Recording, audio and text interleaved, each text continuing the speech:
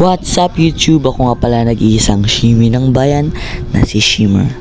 Pero bago ang lahat, subscribe muna sa channel na ito at sayawin muna natin ang Shimmy Dance.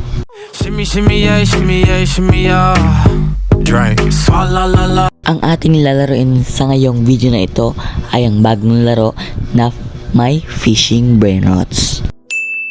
Bibigyan ko muna kayo ng onting introduction at overview sa larong ito upang maipakilala ko sa inyo ng maganda. Ito ang egg conveyor. Dito ka kukuha ng iyong mga brainrots upang mag-fish sa iyong base. Then, dito sa box na to, dito mo i-collect yung mga money mo na na-collect galing sa mga brainrots na nag-fish sa iyong base. So, ayun, itutur ko muna kayo sa base ko. Ito yung mga first floor brainrots ko. Mayroon tayong 6-7, Isoxicola, pati La Grande. So, dumako naman tayo sa likod ng ating base. Mayroon tayong food merchant. Diyan ka bibili ng mga foods. Then, meron tayong egg incubator at ayan. I haven't tried it because 5,000 tokens. Then, dito may papakain ang iyong bibiling foods sa food merchant. Sa kanya may papakain. Then, dito, meron tayong mga additional brainrots sa likod na nagfi-fish rin.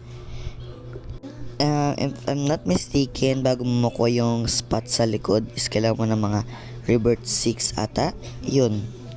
Then, meron tayong barbecue grill. Kasama siya ng sa Rebirth 6. Dito tayo kukolect ng money. Pwede din tayo kukolect dyan ng money. Then, second floor. Mga brainrots ko rin sa second floor. So basically, base tour lang tayo ngayon and onting explanation sa my fishing brainrots. Yun, ito yung second base as you can see. Then, punta naman tayo sa third floor natin. So yun, ito. It's basically the same. Medyo additional lang ng mga admin brainrots. Meron tayo 6 Okela, ganyan, 6-7. At meron tayo sa likod na swag soda and chillin' chile.